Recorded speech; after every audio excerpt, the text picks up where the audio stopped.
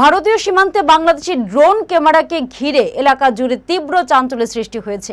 বিলুনিয়া শহর সংলগ্ন বল্লামোখা এলাকায় ভারত বাংলাদেশ সীমান্তের কাঁটাতার সংলগ্ন এলাকায় উদ্ধার হয় একটি বাংলাদেশি ড্রোন ক্যামেরা। সীমান্তের কাঁটাতার থেকে ৩০০ মিটার ভারতীয় সীমানার ভিতরে ধানের জমিতে উদ্ধার হয় এই ড্রোন ক্যামেরাটি। সোমবার সকালে এই ঘটনায় এলাকা জুড়ে চাঞ্চল্য দেখা দিয়েছে। খবর পেয়ে দ্রুত ঘটনাস্থলে ছুটে আসে পুলিশ এবং সাধন মজুমদারের বাড়ি থেকে ড্রোনটি নিয়ে আসে থানাতে। পরবর্তী সময়ে সীমান্তরক্ষী বাহিনীর জওয়ানরা উপস্থিত হয় সেখানে। ভারতীয় সীমান্তে কোথা থেকে এই ড্রোন ক্যামেরাটি এলো তা নিয়ে ইতিমধ্যে সীমান্তরক্ষী বাহিনী এবং পুলিশ তদন্ত শুরু করেছে।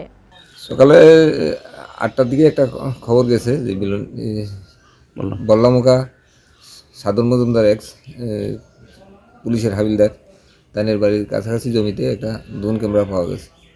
তারপরে খবর পাই আমরা আইছি, আইয়া আমরা ওই ড্রোন ক্যামেরাটা পাইছি।